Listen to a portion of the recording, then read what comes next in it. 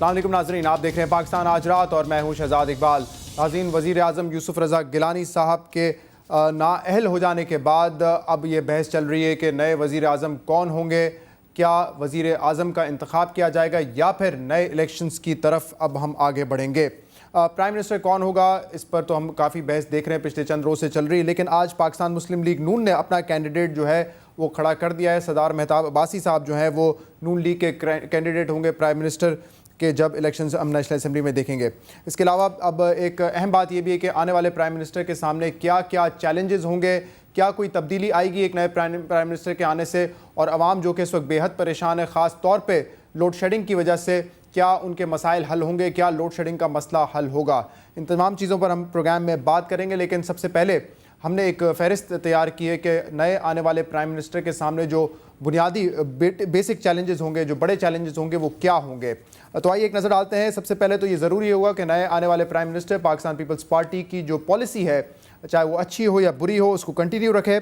काबीना भी ख़त्म हो चुका है। कल कमरुज़्ज़मा कायरा समेत जो दूसरे लोग प्रेस कॉन्फ्रेंस कर रहे थे, उन्होंने ये उसी वक्त वाज़े कर दिया था कि जब प्राइम मिनिस्टर नहीं रहे तो जाहिर सी बात है कि उनकी काबीना भी नहीं रही, तो एक नई काबीना को तश्कील देना पड़ेगा ताकि काम जो है वो मामूल के मुताबिक चल सकें।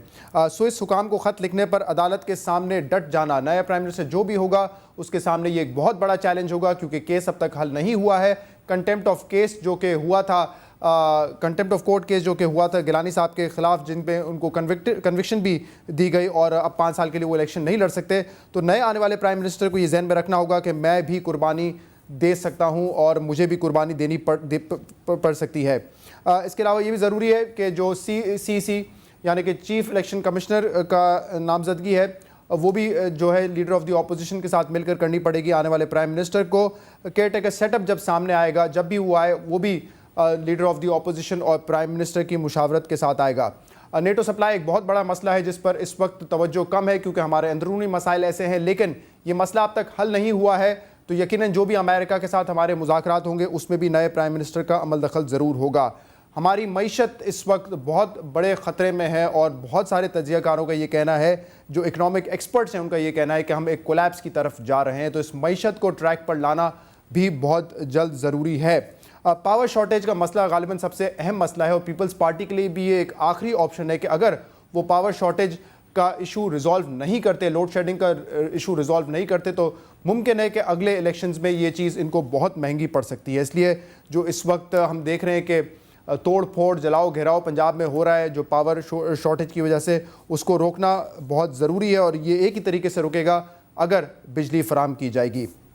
ये भी बहुत ज़रूरी है कि सराइकी सूबे का पहले ही कह चुकी है पाकिस्तान पीपल्स पार्टी और वज़ीर आज़म, अब फॉर्मर वज़ीर आज़म यूसुफ रज़ा गिलानी साहब, जो कि पहले कई मरतबा कह चुके हैं कि सराइकी सूबा बनेगा और इलेक्शन से पहले बनेगा। तो नए आने वाले प्राइम मिनिस्टर के लिए ज़रूरी होगा कि इस पर तेज़ी से काम किया जाए, और ख़ास तौर पे अगर उन प्राइम मिनिस्टर का ताल्लुक साउथ पंजाब से होगा। मुद्दत पूरी करने के लिए ये भी ज़रूरी है, अगर 9 महीने इस वक्त कम से कम मुद्दत रह गई है, तो ये ज़रूरी है पाकिस्तान पीपल्स पार्टी के लिए कि वो इस दौरान अपने इत्तेहादियों की हिमायत हासिल करे और अपने इत्तेहादियों को साथ रखने में कामयाब हों। ये चंद ऐसे पॉइंट्स हैं जो कि हमने आपके सामने रखे हो। ये नए चैलेंजेस हैं जो कि आने वाले वज़ीर आज़म के सामने होंगे। प्रोग्राम में इंट्रोड्यूस करूंगा मैं अपने गेस्ट को। हमारे साथ मौजूद है शौकत बसरा साहब, हमें ज्वाइन कर रहे हैं इस्लामाबाद से। आपका ताल्लुक है पाकिस्तान पीपल्स पार्टी से, बहुत बहुत शुक्रिया शौकत बसरा साहब हमें प्रोग्राम में ज्वाइन करने के लिए। इस्माइल बुलेदी साहब हमें ज्वाइन कर रहे हैं क्वेटा स्टूडियो से, आपका ताल्लुक है JUIF से, बहुत बहुत शुक्रिया इस्माइल बुलेदी साहब प्रोग्राम में हमें ज्वाइन करने के लिए। और मैं उम्मीद कर रहा हूँ कि कुछ ही देर में हमें ज्वाइन करेंगे शाहिद खाकान अब्बासी साहब, जो कि मेंबर नेशनल असेंबली हैं और उनका ताल्लुक है पाकिस्तान मुस्लिम लीग नून से। शौकत बसरा साहब, आपसे मैं प्रोग्राम का आगाज़ करूँगा। मुझे एक तो ये बता दें पहले कि आप लोगों ने फ़ैसला तो तस्लीम कर लिया है सुप्रीम कोर्ट का, लेकिन आपके तहफ़्फ़ुज़ात अपनी जगह पर हैं और आपने कहा है कि ये फ़ैसला अगर हम कबूल नहीं करते तो सिस्टम जो है वो डीरेल हो सकता था। क्यों ये आपको लगता था कि सिस्टम डीरेल हो सकता था? जाहिर है जब कन्फ्रंटेशन होगी, इदारों में तसादम होगा, तो वही होगा जो पहले आपको पता है कि डिक्टेटर्स कब्जा किया करते थे। अब एक नए तरीके से जमहूरियत के दावेदार हैं, वो मेरे ख्याल में उनके चेहरे खुल के सामने आ गए हैं। उन्होंने एक साजिश अब जब हमें नहीं निकाल सके जमहूरी तरीके से, फिर वो उन्होंने जब फौज के जरिए भी नहीं निकाल सके तो फिर उन्होंने अदलिया के जरिए हमें निकालने की कोशिश की है। लेकिन मैं समझता हूं कि अगर हम फांसियों से नहीं गए, शहीद जुल्फ़िकार अली भुट्टो फांसी का तख्ता उन्होंने चूम लिया, हम फिर भी मौजूद रहे, हमें ना कोई डिक्टेटर मार सका, हमें मारने वाले दुनिया से चले गए, खा वो ज़िया उल हक़ था, परवेज़ मुशर्रफ था। अब भी मैं समझता हूँ चीफ जस्टिस इफ्तिखार चौधरी साहब ने ये जो आइन पे खुद को हमला किया है, ये जो उन्होंने पार्लिमान पे खुद को हमला किया है, ये फैसला आइन और कानून से मुतसादम है, ये फैसला है ही नहीं। लेकिन शौकत बसरा साहब, ये आपको बहुत जल्दी याद आ गया कि कन्फ्रंटेशन में आपने नहीं जाना है। इतने अरसे से कन्फ्रंटेशन ही तो चल रही है, और ये कन्फ्रंटेशन तो है जिसकी वजह से कंटेम्प्ट केस में कन्विक्शन दी गई वजीर आजम गिलानी साहब को, और एक पब्लिक ऑफिस होल्ड करने वाला शख्स जो कि एक पार्टी का वजीर आजम नहीं है, जो कि एक मुल्क का वजीर आजम है, अवाम का वजीर आजम है, उसको अपने ऑफिस की कुर्बानी देनी पड़ी सिर्फ इसलिए क्योंकि आप कन्फ्रंटेशन कर रहे थे। शहजाद, इसका मतलब है कि हम आइन बनाने वाली आइन तोड़ दें? अगर चीफ जस्टिस साहब की ये ख्वाहिश है कि हम आइन तोड़ देंगे, हम आइन नहीं तोड़ेंगे। और चीफ जस्टिस साहब को भी आइन तोड़वाने के लिए हमें खत लिखने का नहीं कहना चाहिए। 248 मैं आज भी इस पर कन्विंस्ड हूँ, सिर्फ पाकिस्तान में नहीं पूरी दुनिया में, जब तक प्रेसिडेंट जरदारी साहब उनको इम्यूनिटी हासिल है। दूसरी बात, आप कह रहे हैं कि कन्फ्रंटेशन, देखिए कन्फ्रंटेशन करनी होती तो मैं अपनी जाती राय में बताता हूं, मैंने जाती तौर पे ये राय दी थी कि ये पार्लिमान पे खुद को हमला हुआ है। ये 20 करोड़ आवाम के मुंतखब वजीर आजम को, जो कि मुतफिका वजीर आजम थे, उनको निकाला कर, यकीन मानिए जब ये कल फैसला आया शहजाद, ये बिल्कुल वही फैसला था जिस तरह डिक्टेटर परवेज मुशर्रफ ने एक दूसरे इदारे के सरबराह चीफ जस्टिस इफ्तिखार चौधरी साहब को निकाला था। ये एक बहुत इफ्तिखार चौधरी साहब ने एक माइनॉरिटी का पॉइंट ऑफ व्यू हो सकता है, क्योंकि ये आपकी पार्टी को जो है के हक में जा रहा है, तो गालिबन आपकी पार्टी का ये पॉइंट ऑफ व्यू हो सकता है। इससे कोई इख्तलाफ नहीं कर रहा, सबने, तमाम आपके इत्तेहादियों ने इस फैसले को तस्लीम किया है, चाहे वो जेयू, चाहे वो ANP हो या मुत्तहिदा कौमी मूवमेंट हो, तमाम तहफ़्फ़ुज़ात के बावजूद तस्लीम किया, इसलिए कि ये क्योस क्रिएट हो जाता। अभी आज पाकिस्तान हम लोग अफोर्ड नहीं कर सकते, और वैसे भी पाकिस्तान पीपल्स पार्टी ने तो इसी जमहूरियत के लिए शहीद बीबी को खो दिया। सर 2 साल पहले खत लिख देते तो नौबत यहां तक भी ना पहुंचती ना, आप शायद मुल्क की मसाइल को बेहतर तरीके से हल कर सकते, क्योंकि सुप्रीम कोर्ट ने कहा था, जो कि आला अदलिया है, जो कि इंटरप्रेट करती है आइन को, बनाते आप है, इंटरप्रेट जो है सुप्रीम कोर्ट करती है। शहजाद, आइन जो है वो सुप्रीम है, अदालतें सुप्रीम नहीं है। अगर किसी की ख्वाहिश ये है कि वो अपनी क्रीज से निकल कर खेलेगा तो वो स्टंप होगा। मैं एक आपको बात बता दूं, आज 2.5 फुट का एक नसीम हसन शाह है, वो कहता है कि जुडिशियल मर्डर हुआ था शहीद जुल्फ़िकार अली भुट्टो का, जब 2013 में चीफ जस्टिस इफ्तिखार चौधरी नहीं होंगे तो फिर भी मैं कहता हूं यही बात सामने आएगी, और आने वाले जजेस ये फैसला जरूर देंगे कि इस केस को बतौर नजीर अदालतों में पेश ना किया जाए। बाकी आपने कहा कि हम खत लिख दें, भाई मुझे बताइए, हम खत लिख दें भाई, आइन को तोड़ दें, क्यों तोड़े आइन को? दूसरी बात मैं ये कहना चाहता हूं कि क्या 2-3 सवालात हैं मेरे। अच्छा, मैं आपकी तरफ आता हूं, मैं चाहता हूं कि आप अपने 2-3 सवालात थोड़ी देर के लिए अपने पास संभाल लें शौकत बसरा साहब। मैं इस्माइल बुलेदी साहब का पहले पॉइंट ऑफ व्यू ले लूं, क्योंकि उनकी जो पार्टी है और उनके जो पार्टी लीडर हैं आज वो बड़े मसरूफ रहे हैं। उन्होंने फोन पे बात की है सदर आसिफ अली जरदारी साहब से भी, और गालिबन उनका राब्ता हुआ है नून लीग से भी। जरा बताएंगे कि इस्माइल बुलेदी साहब, इस वक्त आपकी जमात कहां खड़ी है, ऑपोजिशन के साथ है या फिर हुकूमत के साथ है? सबसे पहले मैं आपका शुक्रिया अदा करता हूं कि आपने इस आम मसले पर मुझे इनवाइट किया। जनाब, ये तो बहुत इंतहाई नाजुक मसला ज़रूर है, और आपको पता है कि हमारी जमात ने, हमारे कायद मौलाना फजल रहमान ने अदलिया के फैसले का एहतराम करते हुए उसको तस्लीम किया, और ये भी कहा कि वज़ीर आज़म को 26 अप्रैल के बाद उसको अखलाकी तौर पर भी रिज़ाइन करना चाहिए था। और आज भी हमारा इजलास, चूँकि मैं कोयटा में हूँ, पार्टी का मुकम्मल जो लाए अमल मेरे पास नहीं है, उस हवाले से मैं इस पर तफसील, जब तक पार्टी का लाए अमल और पार्टी का नुक्ता नज़र फैसला ना आए तो मैं पाबंद हूँ कि मैं इस पर कोई मुकम्मल राय नहीं दे सकता हूँ। लेकिन मैं इतना ज़रूर कहूँगा कि ये जो मामला वज़ीर आज़म का आया, तो अदलिया, चूँकि यहाँ अदलिया आज़ाद है और अदलिया सबसे एक एहतराम के तौर पर मुल्क का सबसे आला इदारा है, तो मैं समझता हूँ कि पीस पार्टी को अगर NRO के तौर पर वो उनको कहा गया था कि आप ख़त लिखें, तो ख़त लिखना तो इसमें सदर के मुस्तस्ना होने में से शराइत नहीं है, वो सदर को पेश होने के लिए मुस्तस्ना है, लेकिन ख़त लिखना उसके लिए चूंकि अदलिया का फैसला था उसको खत लिखना चाहिए था। इस खत से थोड़ा सा हट जाते हैं ना बुलेदी साहब, ये खत पे तो मेरे ख्याल से 2.5-3 साल से बहस हो रही है, इसको हम किसी और वक्त के लिए रखते हैं।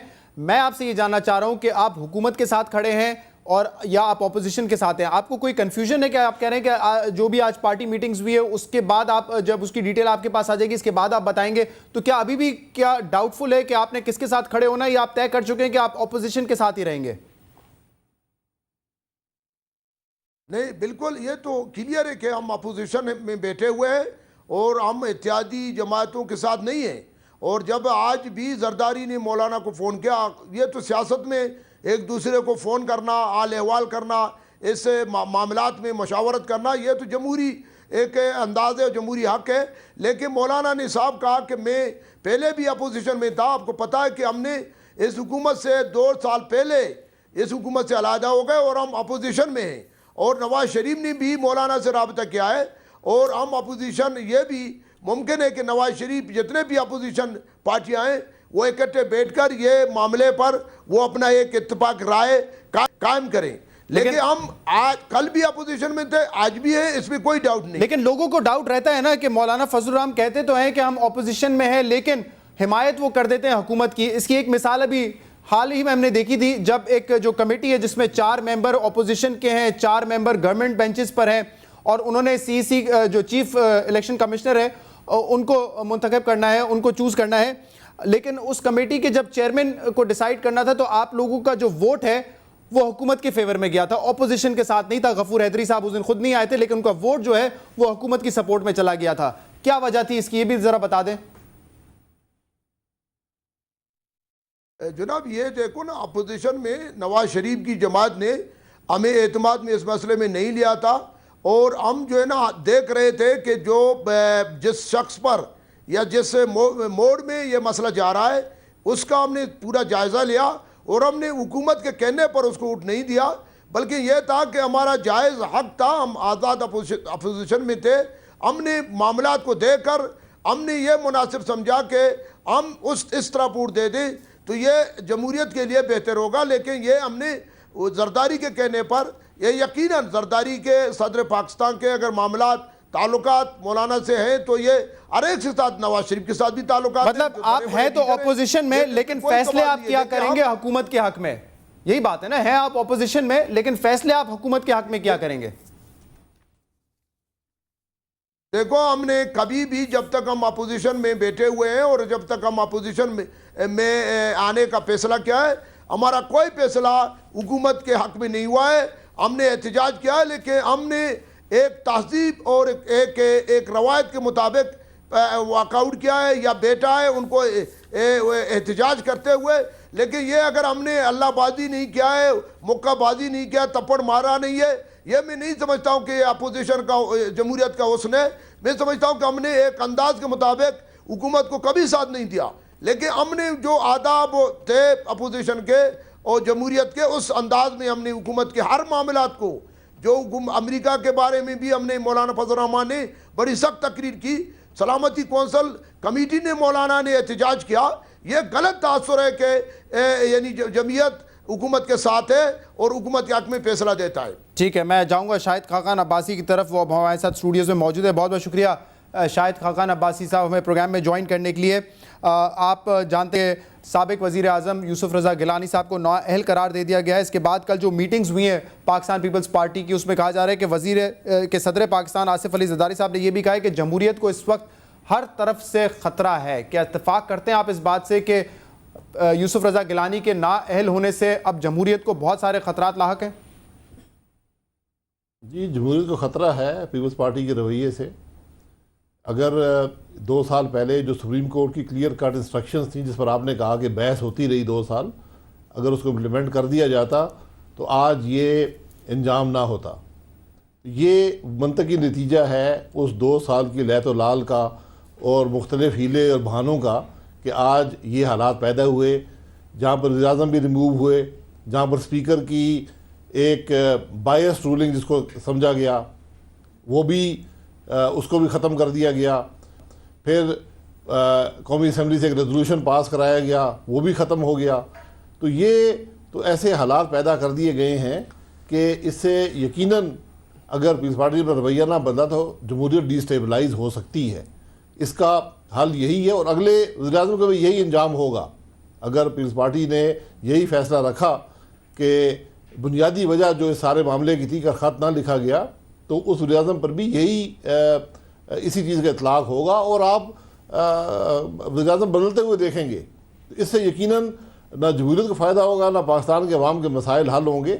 आज ज़रूरत इस बात की है कि जो हुकूमत अपने फेलियर्स का इतराफ़ करे और इस सारे मसले का एक ही हल निकलता है कि आप फ्रेश इलेक्शन में जाएं और पाकिस्तान के अवाम को फैसले का मौका दें। अच्छा, फ्रेश इलेक्शंस में जाने की बात नवाज शरीफ साहब ने भी की थी, जिसका जवाब गालिबन कल आसिफ ज़रदारी साहब ने इन्हीं मीटिंग्स में दिया। उन्होंने कहा कोई हमें ज़बरदस्ती नहीं कर सकता कि हम इलेक्शंस जल्दी करवा दें, हम फ़ौरन इलेक्शंस की तरफ चले जाएं। तो ये आपका ही गालिबन नवाज शरीफ साहब की जो कल बात थी उसी का जवाब दिया गया है। आपकी पार्टी तैयार है इलेक्शंस आपके ख्याल में फ़ौरन कॉल कर देने चाहिए, यानी कि अगले 2-3 महीने में हो जाने चाहिए इलेक्शंस? जी, यकीनन कोई भी ज़बरदस्ती इलेक्शन नहीं करा सकता, लेकिन जिस किस्म के हालात आज मुल्क में पैदा हो गए हैं, जहाँ हुकूमत हर सतह पर फेल हो चुकी है, अवाम के मसाइल हल नहीं कर सकी और उससे बढ़कर जो सुप्रीम कोर्ट से एक टक्कर ली गई जिसके आज अंजाम आपने देख लिया, तो इन हालात में मुल्की मसाइल को हल करने का एक ही तरीका रह जाता है कि पाकिस्तान के अवाम को फिर फैसले का मौका दिया जाए। यकीनन हुकूमत मार्च 17 तक अपने टेन्योर को पूरा करने की कोशिश कर सकती है, लेकिन आज हालात का तकाजा है कि अवाम को फिर एक दफ़ा वोटिंग पोलिंग स्टेशन के ज़रिए, अपने वोट के ज़रिए इस फैसले का मौका दिया जाए कि क्या वो पीपल्स पार्टी को फिर हुकूमत देखना चाहते हैं या कोई तब्दीली चाहते हैं। शौकत बसरा साहब, मैं एक बात कहना जी, चाहता हूं। इस बात का भी जवाब दे देगा। शाहिद खाकान अब्बासी साहब कह रहे हैं जमहूरियत को अगर खतरा है तो वो पीपल्स पार्टी के रवैये से है, और अगर आपका नया प्राइम मिनिस्टर आता है तो क्या उसका रवैया भी यही रहेगा जो कि गिलानी साहब का था, या वो कुछ नई चीज और कोई बेहतरी की तरफ इस मुल्क को लेके जाएंगे? अगर तो आइन की पासदारी करना जुर्म है तो ये जुर्म हम बार बार करते रहेंगे। अगर ये कुछ समझता है कि हम इनको आइन तोड़वा लेंगे, वो हम नहीं तोड़ेंगे, ये आइन तोड़ने वाले कोई और हैं जो मेरे साथ बैठे हुए हैं। लेकिन एक गुजारिश मैं कर दूं, कुछ सियासी बौने और कुछ सियासी मस्खरे ये समझते हैं कि वो साजिश करके जमहूरियत को डीरेल कर लेंगे। शहजाद, ये नहीं होगा। ये जहाँ तक हमें तो बड़े देर से ये पाकिस्तान पीपल्स पार्टी को ये ख़त्म करने की साजिशें अब से नहीं हैं। वो ज़िया-उल हक जो मियाँ बरादरान का रूहानी बाप होता था और उनकी कब्र पे खड़े होकर मियाँ नवाज शरीफ साहब ने कहा था कि इंशाल्लाह मैं मियाँ ज़िया-उल हक के मिशन की तकमील करूंगा। मियाँ साहब उसके मिशन की तकमील की तरफ आगे बढ़ रहे हैं, लेकिन हम नहीं, ये आप क्या कह रहे हैं कि मियाँ साहब जो है, मियाँ साहब जमहूरियत के खिलाफ कोई साजिश करना चाहते हैं? ये कैसी बात है? ये तो मियाँ साहब मेरे ख्याल से चाहे वो हो या उनकी पार्टी का कोई भी शख्स हो, उन्होंने तो आपको 2-2.5 साल शुरू में सपोर्ट इसीलिए किया है ताकि सिस्टम को कोई नुकसान ना पहुंचे। शहजाद, जो मैं बात करने चाह रहा हूं, अल्लाह करे ये मेरा वहम हो, ये झूठ हो, ये सर, ये आपकी गलत फहमी, आपका वहम नहीं है मेरे ख्याल से। तो सुन ले, मुझे बूटों की चाप सुनाई दे रही है, और अगर ऐसा हुआ इसकी जिम्मेदारी सिर्फ और सिर्फ मियां बरादरान पर होगी, जो आज सियासत के लिए खुद कुछ बम्बार की हैसियत इख्तियार कर चुके हैं, जो जमहूरियत को पहले दिन से, आपको याद है कि रात के अंधेरों में पहले ये मिला करते थे जनरल्स को, जब वहां से बात नहीं बनी तो फिर इन्होंने ये अदारों के पीछे तो सियासत करने के पुराने आदी हैं। और दूसरी बात एक और आपको कहूं, मुझे बताइए, ये कहते हैं कि आपने एहतराम नहीं किया। भाई, 7 जजेस का फैसला 26 अप्रैल को आया, मुझे बताएं हम किस फैसले को माने? 7 जजेस के फैसले ने कहीं नहीं लिखा कि वजीर आजम साहब डिस्क्वालीफाई हो गए। 3 जजेस का फैसला, और वो भी हमेशा 3 जज कौन से होते हैं? चीफ जस्टिस इफ्तिखार चौधरी, मेरे ख्याल से जवाद एस ख्वाजा साहब। एक चीज का मैं एहतराम करना पड़ेगा, एक चीज का मुझे भी खास तौर पे एहतराम करना पड़ेगा। पैमरा का एक नोटिस आ गया है कि जुडिशरी के हवाले से कोई बात नहीं होगी टॉक शोज में या किसी चैनल पे। तो मैं आपसे भी रिक्वेस्ट करूंगा, और पैमरा आपका इदारा है ना सर, आप लोगों ने नहीं बनाया ना, ये कवानीन आप बनाते हैं, आप अपने इदारे के खिलाफ जा रहे हैं। नहीं, आप अपने इदारे के खिलाफ जा रहे हैं। पैमरा आपका इदारा है सर, सरकारी इदारा है, आपका बंदा बैठा हुआ है वहां पे। तो फिर पहले नहीं, एक काम करें, आप हमें खतरे में ना डालें। सुने, फैसले पे बात कर लें। आप फैसले पे नहीं बात कर रहे हैं ना, आप बेंच पे बात कर रहे हैं। आप बेंच पे बात कर रहे हैं ना। देखिए शौकत बसरा साहब, एक चीज स्ट्रेट कर लेते हैं ना, आप फैसले पे बात कर लें, बेंच पे ना बात करेंगे। आपने बेंच पे बात करनी है तो पैमरा से तरमीम करवा लें पहले कुछ। 26 अप्रैल को फैसला आया, अगर वजीर आजम नहीं रहे थे तो मुझे बताइए, उसके बाद खुद चीफ जस्टिस साहब कहते रहे कि वजीर आजम 3 दफा उन्होंने बलूचिस्तान के अंदर कहे, उनको वजीर आजम मानते रहे। अगर वो वजीर आजम नहीं थे, आप अतीका ओडो पर सुओ मोटो ले लेते हैं, छोटी छोटी बातों पर सुओ मोटो लेते हैं, इतना बड़ा आप आइन के कहते हैं हम मुहाफिज हैं, तो भाई आपने सुओ मोटो क्यों ना लिया? इतना गैर कानूनी काम हो रहा था जब कैबिनेट भी नहीं थी, वज़ीर आज़म तो भी नहीं था। मिसिंग पर्सन पे भी लिया ना, मिसिंग पर्सन पे भी लिया, जिनकी तरफ आपका इशारा कर रहे हैं कि बूटों की आवाज आ रही है, उनको भी अदलिया में बुलाया गया। तो ये काम तो किए ना, अप्रिशिएट करना इस चीज को। फिर बूटों वालों से जवाब देखिए, मसला ये है शौकत बसरा साहब, जब फैसला आपके खिलाफ जाता है तो वो आपको अच्छा नहीं लगता। नेशनल असेंबली की स्पीकर कोई भी फैसला दे दें जो आपके हक में हो, चाहे वो आइन के मुताबिक हो या ना मुताबिक हो, वो फैसला आपको बड़ा अच्छा लगता है। बात तो सिर्फ इतनी सी है ना। मुझे एक ब्रेक लेना है, मैं एक ब्रेक ले लूं, आप मुझे इजाजत दें, मैं एक ब्रेक ले लूं, उसके बाद हम बात करेंगे। नाज़रीन, प्रोग्राम को आगे बढ़ाएंगे। कुछ और अहम सवाल भी हैं जो चैलेंजेस का हमने जिक्र किया, क्या नए प्राइम मिनिस्टर उन चैलेंजेस पर पूरा उतर सकेंगे, इस पर भी हम बात करेंगे इसी प्रोग्राम में। हमारे साथ रहिएगा।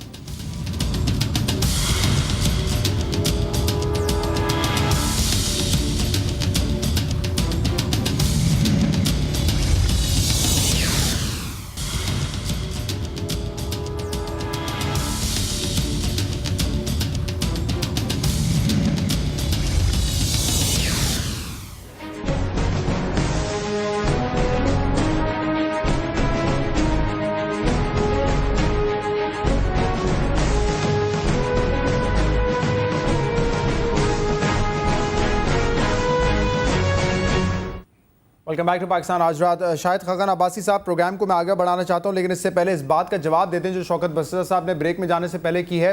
वो कहते हैं कि अगर जमहूरियत के खिलाफ साजिश हो रही है तो उसमें आपकी जमात का एक अहम रोल है। पता नहीं कौन सी साजिश हो रही है जी, मुझे तो साजिश का इल्म नहीं है। और तारीख को देख लें, NRO मियां नवाज शरीफ ने साइन नहीं किया था मुशर्रफ से, इसलिए ये बातें अब रहने दें। बुनियादी बात यह है कि हुकूमत नाकाम हो चुकी है, अवाम के मसाइल हल नहीं कर सकी। अब सुप्रीम कोर्ट के ऑर्डर पर वज़ीर आज़म को हटा दिया गया है, और अगर ये नज़र आता है कि अगर उन ऑर्डर्स को इम्प्लीमेंट ना किया गया, यही हशर अगले वज़ीर आज़म का भी होगा, उसके बाद भी यही होगा। अगर इसको हुकूमत को डिस्टेबलाइज़ करना कहते हैं तो फिर इसको स्टेबलाइज़ करने का एक ही हल है कि जो सुप्रीम कोर्ट के क्लियर कट इंस्ट्रक्शंस हैं उनको फॉलो किया जाए। आइन की तशरीह जो है सुप्रीम कोर्ट ही करता है, मैं और आप और वकला नहीं कर सकते। इसलिए ये बातें बड़ी मामूली हैं। क्या बूटों की आवाज़ आपको भी आ रही है इस सारे हालात के बाद? आपको भी, क्या आपकी जमात को भी बूटों की आवाज़ सुनाई दे रही है जो शौकत बसरा साहब को सुनाई दे रही है? देखें, अगर बूट आए तो उसकी सिर्फ एक जमात जिम्मेवार होगी जो आज हुकूमत में है, और वो पाकिस्तान पीपल्स पार्टी है, और बड़ी मुल्क की बदकिस्मती होगी। हमने पिछले 8-10 साल में साबित किया कि हमने कभी भी बूटों से कॉम्प्रोमाइज़ नहीं किया, हमने हर सतह पर मुखालफत की। और आज जो पाकिस्तान PMLN है, हमने ये साबित किया है कि हमने असूलों पर सियासत की।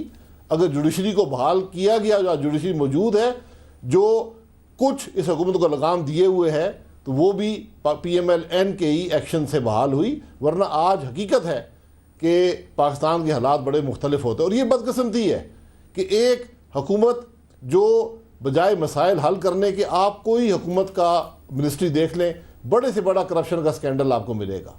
इससे बड़ी बदकिस्मती क्या हो सकती है? आप महंगाई देख लें, बेरोज़गारी देख लें, आप बिजली का बहरान देख लें। 4.5 साल में 3 वज़ीर तब्दील किए गए, वज़ीर आज़म मौजूद है, ये बता दें उन्होंने बिजली के मसाइल को हल करने के लिए क्या किया है। आज जो मुल्क के अंदर बजट डेफिसिट है, जो महंगाई का सैलाब अभी आएगा, उसके जिम्मेवार कौन है? मुशर्रफ जो खराबियाँ छोड़कर गया था, उनको हल करने के बजाय इन्होंने उन खराबियों में कई गुना इजाफा किया। तो ये एक ऐसी हुकूमत है जो आज अपने फेलियर्स को किसी के और के हवाले करना चाहती है। हम सिर्फ ये चाहते हैं कि पाकिस्तान के अवाम को फैसले का मौका दिया जाए, और जो फैसला वो करें वो सर आंखों पर कबूल। इस्माइल बुलेदी साहब, आपकी तरफ आता हूँ, ये बताएं आप किस चीज़ की, और आपकी पार्टी से, आपसे मेरा मतलब है कि आपकी पार्टी किस चीज़ की ख्वाहिशमंद है कि एक नए वज़ीर आज़म का इंतखाब हो, या जो है हालात अब नए इलेक्शंस की तरफ जाने चाहिए और फौरी तौर पे इलेक्शन अनाउंस कर देने चाहिए? मैं समझता हूँ कि चेहरों की तब्दीली से कोई फ़र्क नहीं पड़ता है। हम समझते हैं कि we want change of system, not change of person. Jamiat Ulema Islam आज चेंज भी ऑफ इलेक्शन के सिस्टम लिए और चेंज तैयार ऑफ है। गवर्नमेंट। मैं समझता हूं कि मौजूदा हुकूमत चेंज ऑफ गवर्नमेंट यानी जब सिस्टम तब्दील होगी तो बेहतर है। चेंज ऑफ पर्सन, अभी आज इसको आप हटाएंगे दूसरे वज़ीर आज़म को लाएंगे से कोई फर्क नहीं पड़ेगा, सिस्टम वही चलेगा, वो भी इससे भी नाकाम तरीन वज़ीर आज़म होगा। मैं समझता हूँ कि अब वक्त आ गया है कि ये जो हमारे दोनों दोस्त थे, पीस पार्टी भी और अब्बासी साहब भी, लेकिन ये दो बड़ी जमातों ने पाकिस्तान को क्या दिया है। ये दो दफ़ा वज़ीर आज़म रहे पाकिस्तान में, वो ये तीसरी दफ़ा पीस पार्टी रहा है। तो आप मुझे बताएं कि गरीब आवाम के लिए क्या काम हुआ है। आज आप देखें, इससे पहले भी जो हुकूमती थी, यहाँ जो भी हुकूमतें आती हैं वो अमेरिका के खुशनुदी हासिल करने के बाद यहाँ हुकूमतें बनाती है। और यहाँ जो मौजूदा हुकूमत का आप देखें कि गरीब बेरोज़गारी से ख़ुदकुशी कर रहे हैं, और यहाँ बिजली का बहरान है, यहाँ करप्शन, यानी हज मिनिस्ट्री को भी नहीं बख्शा गया कि काज़मी साहब आज तक जेल में है। तो मैं हैरान हूँ कि पीस पार्टी कहता है कि जी मैं मजलूम होकर शहीद होकर चला जाऊँ। आप जब लेकिन बुलेदी साहब, गवर्नेंस करने में अगर इनको 3 या 4 या 5 मौके मिले हैं तो वो मैंने तो नहीं दिए मौके, ना आपने तो नहीं दिए, वो तो अवाम ने दिए ना। अब मजहबी जमातें अगर इतना वोट नहीं ले सकती कि वो अपना प्राइम मिनिस्टर बनाए, तो इसमें हम अमेरिका को क्यों दोष देते हैं फिर? देखो जनाब, यहाँ सही इलेक्शन नहीं होते, यहाँ सिलेक्शन होती है। आज मैं चैलेंज करता हूँ कि अगर सही इलेक्शन हो, अवाम के राय को अहमियत दी जाए, इसमें इन्वॉल्वमेंट ना हो इदारों का, इसमें दांधली ना हो, तो मैं आज भी कहता हूँ कि आने वाले इलेक्शन में लोग मज़हबी जमातों को वो सिलेक्ट करेंगे, उसको वोट देंगे। 2002 में अगर आपकी 2 सूबों में अक्सरियत थी, एमएमए की अगर अक्सरियत थी 2 सूबों में 2002 के इंतखाबात में, तो वो भी क्या इसी सपोर्ट की वजह से आए थे आप लोग, या वो फ्री एंड फेयर आप लोग आए थे? ठीक है ना, ये तो बात नहीं हुई ना कि अगर आप जीते तो फ्री एंड फेयर, अगर कोई और जीते तो फिर वो इसका मतलब किसी और तरीके से आ गए। देखो लोग हमने आए थे, हमने जो मुत्तहद मजलिस ने जो खैबर पख्तूनख्वा जो हुकूमत बनाई, आज मिसाल है कि हम कामयाब तरीन हुकूमत उस वक्त की थी। और दूसरी बात है कि हमने 70 के करीब हमने ऊँट हमारे एमएनए थे, एक ऊँट से जमाली वज़ीर आज़म बना। अगर हमारे रास्ते में रुकावट ना हो तो लोग चाहते हैं कि मजहबी जमातों को देखो ना, अगर नवाज शरीफ आपका गिलानी साहब वज़ीर आज़म बन सकता है तो मौलाना फजल रहमान की शजर ममनुआ नहीं है। वो अगर हमें आजमाया जाए, अवाम भी आजमाना चाहता है, लेकिन हमारे रास्ते में रुकावट ही ना हो, तो मैं चैलेंज से कह सकता हूं कि हम मुल्क के खारजा पॉलिसी, मुल्क के जो मसाइल हैं, इनको ठीक करने के लिए हम इंशाअल्लाह ताला पूरी कौम को गारंटी भी देंगे। अच्छा, मैं आपकी तरफ आता हूं शौकत बसरा साहब। अब भूल जाएं अदलिया को, ये मुझे बताएं कि अगर नए वजीर आजम आते हैं आपकी तरफ से, जो 3-4 नाम फ्लोट कर रहे हैं, उनमें से आए या कोई और आए, ये बात तो दुरुस्त है ना कि वो वजीर आजम तो और भी कमज़ोर होंगे, क्योंकि एक तो उनके पास टाइम बहुत कम होगा, और उनको पता है कि अगर मैंने वजीर आजम बनना है तो उसी तरीके से सुप्रीम कोर्ट के सामने डट के खड़े होना है जिस तरीके से गिलानी साहब हुए थे, वरना मुझे वजीर आजम नहीं बनाया जाएगा। देखिए शहजाद, कोई वज़ीर आज़म कमज़ोर नहीं होंगे। 18 करोड़ आवाम के मुंतखब नुमाइंदे उनको मुंतखब करेंगे, और उनको वही करेंगे जो आइन और कानून कहता है। हम किसी की ना तो डिक्टेशन पे चलेंगे और ना ही किसी की साजिश कामयाब होने देंगे। दूसरी बात, अभी खकान अब्बासी साहब को मुझे बड़ा एहतराम है, उन्होंने भी करप्शन की बात की, अदलिया की बात की, और ये 2-3 बातें की हैं। देखिए, करप्शन का जहाँ तक मामला है, इसमें कोई शक नहीं कि अच्छे बुरे लोग हर जगह पे मौजूद हैं, लेकिन जहाँ तक मियाँ बरादरन का तल्लक है, इनको तो मौजूदा चीफ जस्टिस इफ्तिखार चौधरी ने PLD 2001 जफर अली शाह में मियाँ नवाज शरीफ को करप्ट बंदा डिक्लेयर किया पूरे पाकिस्तान के अंदर। मैंने तो फैसला नहीं किया, इनके चीफ जस्टिस साहब ने किया है। दूसरी बात, फिर इनका पैसे और लेने और देने में मियां बरादरान को तो गुस्सा नहीं है, वो छांगा मांगा की वो कहीं की सियासत हो।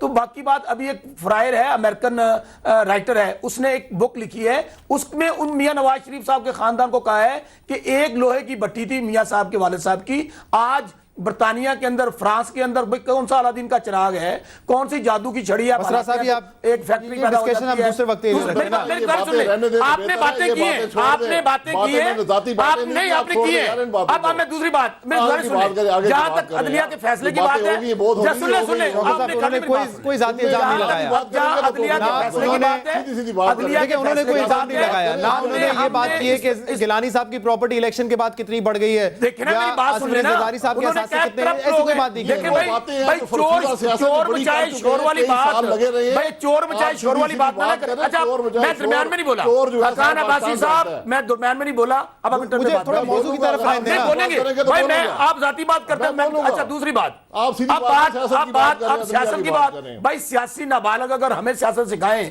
जब सियासत आप हमें सिखा दें, जब आप हमें सियासत सिखा का दें। वक्त था जो तो आपने सीखी ये है, वो हमें देख जो लीजिए। कारोबारी टोला है ये तो जेल से डर के भाग गया था जद्दा। भाई उस वक्त आपने एनआरओ नहीं किया था। और दूसरी सुन लेना, हमने अगर आपके पास कोई पुराना क्लिप तो आप अपनी टर्न पे बोल लेना। दूसरी बात, आप जहां तक ये अदलिया की सुप्रीमेसी की बात करते हैं, मैं इस फैसले को आज समझता हूं तफसात के बावजूद ये जस्टिस मुनीर केस की कंटिन्यूटी है। ये अगर बिल्कुल वही जैसे नुसरत भुट्टो साहब के केस के अंदर जिया को ना सिर्फ लेजिटिमेसी दी गई बल्कि उसको आइन में तब्दीली का इख्तियार दिया गया, इसी तरह जफर अली शाह के अंदर परवेज मुशर्रफ को मैं चाहूंगा कि हम थोड़ा सा टॉपिक पे रह के बात करें। देखिए मैं बात करना चाह रहा हूं कि नए वजीर आजम अगर आएंगे तो क्या वो चैलेंजेस का सामना कर सकेंगे या नहीं कर सकेंगे, कितने कमजोर वो होंगे हमारे लिए। और मुझे एक चीज का जवाब दे दें, इसके बाद मुझे ब्रेक पर जाना है। एक मेरी बात सुन लेना पहले, मुझे ये बता दें कि जो नए वजीर आजम आएंगे, बिजली इस वक्त जो बिजली का बहरान है, बिजली का जो बहरान है जिसके ऊपर वो ये जो ड्रामेबाजी कर रही है पंजाब हुकूमत या सियासत कर रही है, गिराव जिलाव कर रही है, डीपी और डीसीओ के जरिए अपने गुंडों के जरिए हमारे मकान जला रही है, इस वक्त अवाम इंतहाई गुस्से में है, अवाम जहनी मरीज बन चुके हैं। और ये लोग जिस इश्तिहारी मुहिम चलाते हैं, जिस तरह आप गुंडागर्दी कर रहे हैं पंजाब के अंदर, देखें गवर्नेंस के इश्यूज हैं। हम नहीं कहते कि हमें गलतियां नहीं होंगी, लेकिन चीफ जस्टिस साहब को इख्तियार नहीं दिया कि किसी ने कि वो इलेक्टेड प्राइम मिनिस्टर को निकाल दे। ये इख्तियार सिर्फ और सिर्फ अवाम के पास है, पार्लियामान के पास है। दूसरी बात, अभी आप कह रहे थे चैलेंजेस, भाई देखिए मुझे एक ब्रेक की तरफ जाना है शौकत साहब, I have to take a break, मुझे एक ब्रेक की तरफ जाना है, उसके बाद हम पॉइंट पे रह के बात करेंगे। देखिए यहाँ वहाँ के इल्जाम तराशी यहाँ छोड़ दें, फिलहाल पॉइंट पे रह के बात करेंगे। एक ब्रेक के बाद नाज़रीन आपके सामने हाजिर होते हैं, हमारे साथ रहिएगा।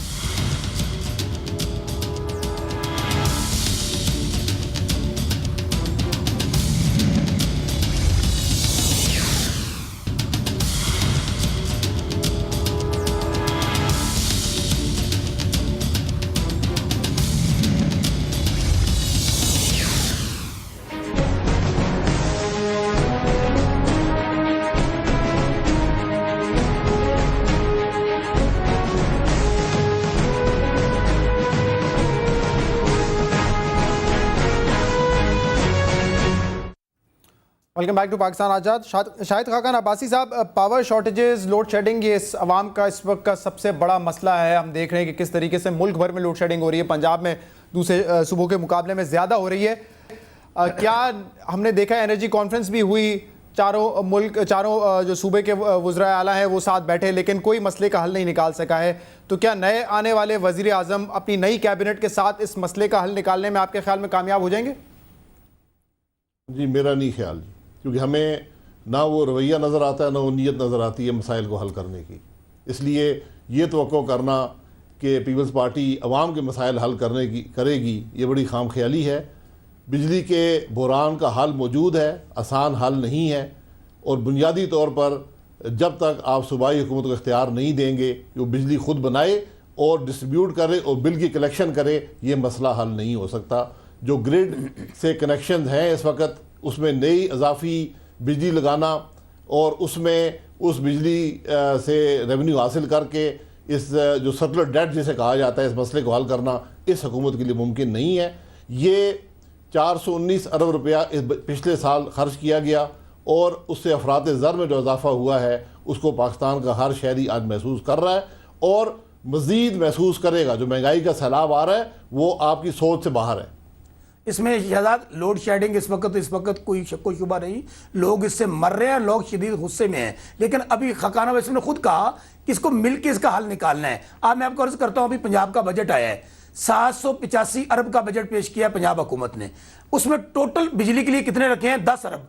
हमने इनको ये कहा था कि आप कम अज कम 785 अरब में से छोड़ दें, जैसे मरकज की तरफ से अब 400 अरब रुपया रख लिया गया है, आप भी अपने बजट में से 400 अरब रुपया सिर्फ बिजली की मद के लिए रख लीजिए। फिर इसके बाद आप देखिए कि 15 अरब रुपए की तो सिर्फ पंजाब हुकूमत मकरूज है। मैं ये इल्जामात नहीं लगाना चाहता। अब बात यह कि इसका हल निकालना चाहिए। लोग मर रहे हैं, आप उन लोगों की लाशों पे सियासत कर रहे हैं, आप लोगों के घर जला रहे हैं इस बात पे। तो मुझे बताइए, जब एक लेकिन ये बात तो नहीं है ना शौकत बसरा साहब, देखिए किस चीज पे सियासत है। नहीं, मुझे बताइए 18-20 घंटे की लोड शेडिंग के बाद अगर लोग सड़कों पे नहीं निकलेंगे, अगर मैं शौकत बसरा साहब मुझे एक बात करने दें, एक बात करने दें शौकत बसरा साहब, अगर मैं अगर आपके घर की बिजली 20 घंटे बंद कर दी जाए तो आपके घर वाले भी सड़कों पे होंगे इसी तरह।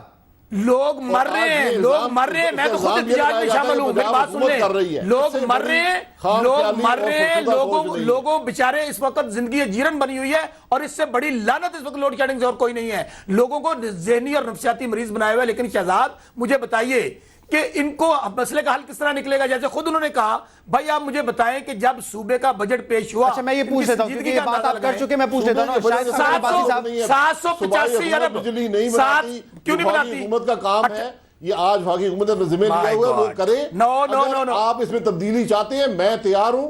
अच्छा अगर नहीं, अगर इख्तियार नहीं, मुझे एक सवाल का जवाब दे दें, अगर सूबों का इख्तियार नहीं था तो आपने 10 अरब रुपया क्यों रखा बिजली के लिए? अगर सूबों का इख्तियार नहीं था, हमारी रिक्वेस्ट अपने छोटे स्केल पर जहां पर वो बिजली, यही तो हम बात कर रहे हैं, आपको जहां बिजली बनाकर बेच सकते हैं उसके लिए 10 अरब रुपए रखेंगे। और ये आम बिजली, चूंकि कॉन्स्टिट्यूशन में ये प्रोविजन नहीं है, इसको तब्दील करने की जरूरत है। जब नहीं इस पे ये बड़ा इंपॉर्टेंट नुकता है आपका, शायद खाकान अब्बासी साहब इसको थोड़ा एक्सप्लेन कर दें कि एक तासुर तो ये कि 18वीं तरमीम के बाद सूबों को ये इजाजत मिल गई है कि आप अपनी बिजली पैदा करके ग्रिड में डाल सकते हैं। शौकत साहब बात तो करने दें, शौकत साहब बात तो करने दें, मुझे शायद खाकान अब्बासी साहब का पॉइंट ऑफ व्यू सुनने दें। जी ये बिल्कुल गलत, ये गलत ख्याल है, ऐसी कोई बात नहीं है।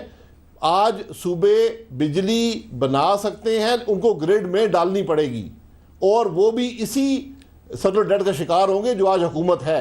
जब तक आप बिजली बनाने, उसको बेचने का डायरेक्ट इख्तियार नहीं देंगे, जो कि मौजूदा कॉन्स्टिट्यूशन में नहीं है, तो ये मसला हल नहीं होगा। इसका बुनियादी हल यही है कि सूबों को बिजली बनाने और डिस्ट्रीब्यूट करने का इख्तियार। लेकिन अब्बासी साहब मुझे आपकी पार्टी का हर शख्स हर शो में मुख्तलिफ बात करता है, हर शो में अब्बासी साहब आपकी पार्टी का बंदा मुख्तलिफ बात करता है। अभी 2 दिन पहले अयाज सादिक साहब को मैंने इसी इशू पे बुलाया था, उन्होंने कहा कि मसला सॉवरेन गारंटी का है, कि जो भी यहाँ पे बिजली पैदा करने की बात करता है वो सॉवरेन गारंटी मांगता है। आप कोई और बात कर रहे हैं, वो कोई और बात कर रहे हैं, तो हकीकत क्या है? मैं आपको एक बुनियादी मसले का हल बता रहा हूँ। ये इख्तियार आज ज़रूर है कि सूबे बिजली बनाएं और नेशनल ग्रिड में डाल दें। उनको पेमेंट कौन करेगा? जब वो प्लांट लगाने जाते हैं, जो भी इन्वेस्टर आएगा वो सॉवरेन गारंटी मांगता है। सूबाई सॉवरेन गारंटी की कोई हैसियत नहीं है। इसलिए इस मसले का बुनियादी हल ये है कि सूबाई हुकूमतों को इख्तियार हो कि अपने बिजली के प्लांट लगाएं और अपने सूबे के अंदर बेचने का और डिस्ट्रीब्यूट करने का इख्तियार उनको हासिल हो। देखिए शहजाद, इतने डबल स्टैंडर्ड्स, एक तरफ आप बजट के अंदर 10 अरब रुपया बिजली के लिए रख रहे हैं, और दूसरी बात, मैं एक बात आज यहां बता दूं कि लोग इस शदीद गस्सो-खुमा का इजहार कर रहे हैं। अगर आज हमारे घर जलाए जा रहे हैं तो ये बात ज़हन में रखें कि लोग मर रहे हैं, उनका रोजगार खत्म हो रहा है। खाकान अब्बासी साहब, ना आपका घर बचेगा, ना तहरीक इंसाफ का घर बचेगा। अब आवाम इस हद तक चले गए, अब आवाम इस हद तक चले गए, कोई ये मत समझे कि हमें आवाम इस वक्त बहुत तंग है। बसरा साहब, मैं चाहूंगा कि बुलेदी साहब कोयटा में बैठे हुए, कोयटा को आप लोगों ने जो है बिल्कुल बलूचिस्तान को तवज्जो नहीं दी, लेकिन ऐसा नहीं कर सकते हम इस शो पे, वो भी जो है हमारे पैनलिस्ट हैं उनको भी ज़रा बात करने दें।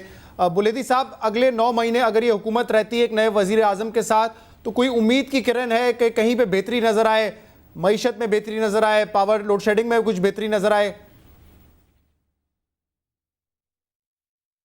बिल्कुल मुझे कोई उम्मीद नहीं है, और ये इसमें कोई तब्दीली, जब 4 साल में ये हुकूमत ने कोई अच्छा काम नहीं किया तो ये 9 महीना अव्वल तो ये हुकूमत रहेगी नहीं। मैं समझता हूँ कि मौजूदा मसले का फ़ौरन इंतखाब है, जैसा कि तमाम अपोजिशन पार्टी इसका मुतालबा कर रहे हैं। ये जो नए चेहरे आएंगे तो सिस्टम वही चलेगा। तो मैं समझता हूँ कि ये मुल्क के खैरख्वाह नहीं है, यहाँ शॉर्ट टर्म लॉन्ग टर्म पर यहाँ काम नहीं करते हैं। ये बिजली का, आप पूरी दुनिया में जाएं, ये बिजली का जो बहरान है ये पाकिस्तान में है। ईरान बिजली देने के लिए बलूचिस्तान को तैयार है, हमारे बॉर्डर में मौजूद है। हम खुद गए थे पिछले साल तेहरान, लश्करी रईसानी, सेक्रेटरी वापड़ा, MD पेपको, हमने तेहरान में मकरान के लिए 70 मेगावाट बिजली का मुआहदा किया। आज चूँकि मेरा ताल्लुक ग्वादर से, बलूचिस्तान से, और 1000 मेगावाट का हमने पूरे बलूचिस्तान के लिए किया, 100 मेगावाट ग्वादर के लिए।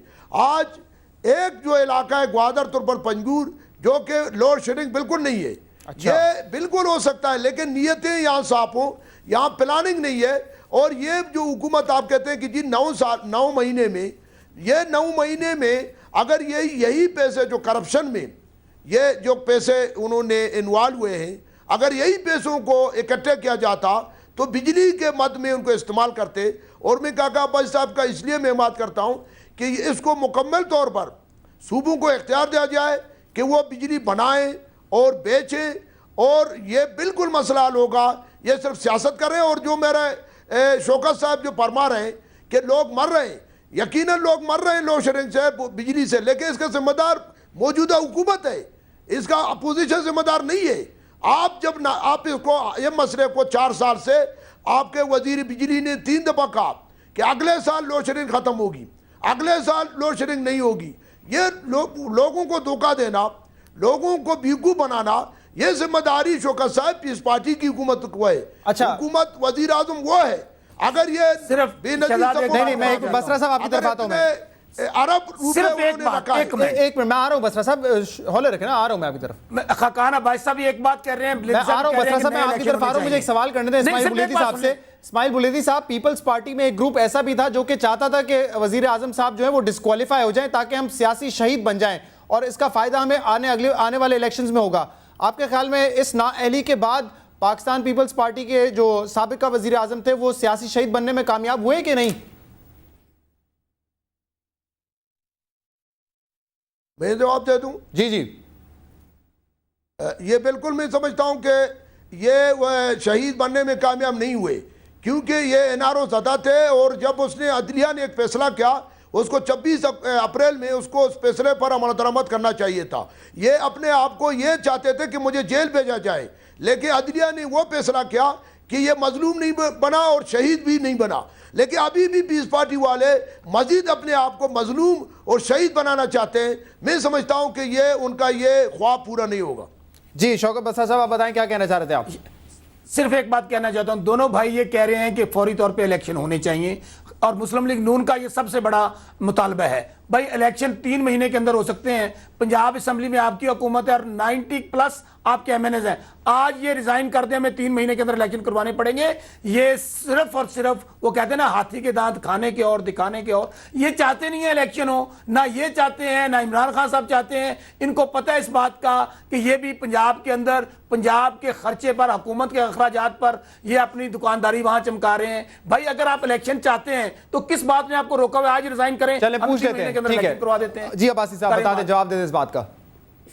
बिल्कुल हम तैयार हैं जी। आप तो करें, आप गारंटी करें इलेक्शन की? गारंटी करें हम। अभी सुबह नहीं होने देंगे, रात को ये क्या बात है? गारंटी आप कहें कि इस मुल्क में कोई गलत आईनी तरमीम नहीं होगी, इस मुल्क में गलत फैसले नहीं होंगे। ये क्या बात हुआ? अपोजिशन की एब्सेंस में, ये अपोजिशन के होते हुए जो कर रहे हैं, अगर अपोजिशन ना हो तो ये क्या करेंगे आप खुद सोच। अब शहजाद बात हो गई है अगर और लेकिन इस बात की है, इन्हें कहीं रिजाइन करें, ये गारंटी करें हम आज रात इस्तीफा देंगे, आप इलेक्शन का ऐलान करें, आज इस्तीफे। असल में मसला तो ये है ना बसरा साहब, इनका रास्ता रोके हुए। हाँ, इलेक्शन कमिश्नर के चीफ का भी अभी अपॉइंटमेंट होना है, केयरटेकर सेटअप भी बनना है, तो उसमें मुशावरत तो आपकी होनी है ना लीडर ऑफ द ऑपोजिशन से। सुन लेना, सुन ले, ये गारंटियों के आदमी है, टाइम नहीं लगता। आप इलेक्शन की गारंटी करें। आप क्या गारंटी करें? हम आज भाई हमें आप रिजाइन करें, हमें इलेक्शन करवाना पड़ेगा, आप करें रिजाइन। क्यों नहीं करते रिजाइन? आप आईन पढ़ लें। अच्छा आईन पढ़ लें। भाई आपके पास पंजाब असेंबली के अंदर आपकी हुकूमत है जो कि पाकिस्तान का 64% है। आप असेंबली डिसॉल्व कर दें, यहां से इस्तीफे दे दें, हम 3 महीने में इलेक्शन करवा देते हैं। ठीक है, मुझे प्रोग्राम कंक्लूड करना है। बसरा साहब आपका बहुत बहुत शुक्रिया, शाहिद खाकान अब्बासी साहब आपका भी बहुत बहुत शुक्रिया, और साहब आपका भी बहुत बहुत शुक्रिया। क्या बड़ा चैलेंज है ये प्रोग्राम में हमने डिस्कस किया। एक तो ऑब्वियसली ख़त लिखना पड़ेगा नए आने वाले वज़ीर आज़म को, और दूसरा लोड शेडिंग का ऐसा मसला है कि वो हल करना बहुत ज़रूरी है, कोई भी सियासी पार्टी के लिए भी, कोई भी वज़ीर आज़म हो। लेकिन हमारे जो पार्टिसिपेंट्स हैं बुलेदी साहब और अब्बासी साहब, ये कह रहे हैं कि ये मसला हल होने वाला नहीं, ये हुकूमत विलिंगनेस ही नहीं शो करेगी इस पर। फेसबुक पर और ईमेल के ज़रिए आप हमें फीडबैक भेज सकते हैं प्रोग्राम के हवाले से। इजाज़त दीजिए और आप देखते रहिए सी न्यूज़ पाकिस्तान।